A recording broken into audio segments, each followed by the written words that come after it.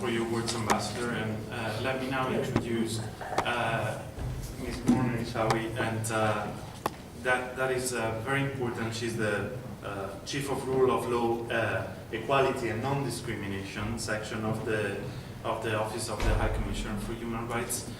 Is our main partner at the office, and also brings up a very important point into the prevention of genocide and mass atrocities. That is mainly the non-discrimination, and that is part of the willingness of not dehumanizing the other, and being able to prevent massive crimes.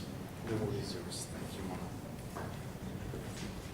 Thank you very much, ladies and gentlemen. It's a great pleasure and honor to be here with you today. Raphael Lemkin showed us that the sheer dedication and energy of one individual can actually change the world. It is only fitting that the award to recognize outstanding achievements of other women and men who distinguish themselves in preventing genocide and mass atrocities will bear his name. Genocide, the word Lemkin coined, has become a powerful rallying cry for the international attention. As you know, the qualification of such acts as genocide requires evidence of an intent to destroy in whole or in part a national, ethnic, racial, or religious group. It is worth noting that political beliefs which were behind the killing fields of Cambodia were not included in the definition of genocide. This gap was filled later with the inclusion of political grounds in the definition of crimes against humanity in their own statute.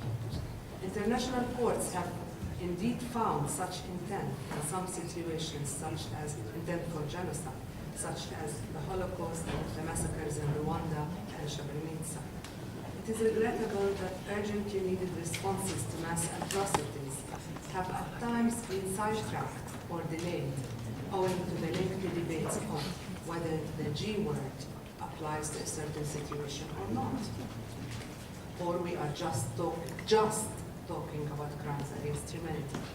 In this respect, I welcome the fact that the Lemkin Award avoids definitional distractions by referring to the prevention of genocide as well as other mass atrocities.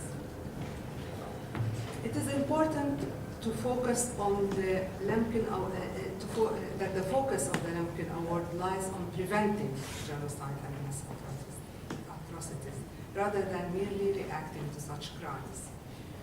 One cannot stress enough the importance of focusing attention and action on root causes of genocide and other mass atrocities. Let us remember that genocide and other mass atrocities are not inevitable episodes of history.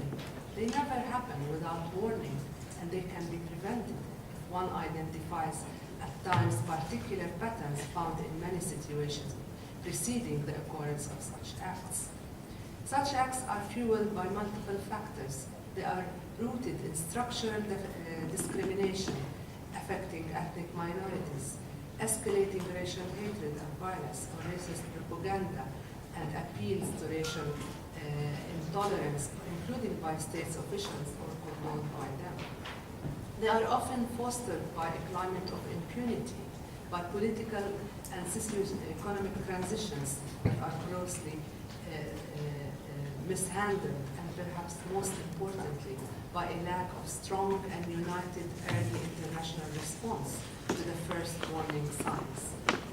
When addressing complex situations that might lead to genocide, it is important to carry out a prompt and comprehensive examination of a set of multiple factors, including legal factors, the existence of groups at risk, the massive and serious and systematic violations of human rights, and the resurgence of systematic discrimination. The United Nations, in particular through the international human rights mechanisms, have an active and important role to play in the prevention of genocide. Cooperation with civil society, regional and international human rights mechanisms is also fundamental importance. The Special Rapporteurs of the Human Rights Council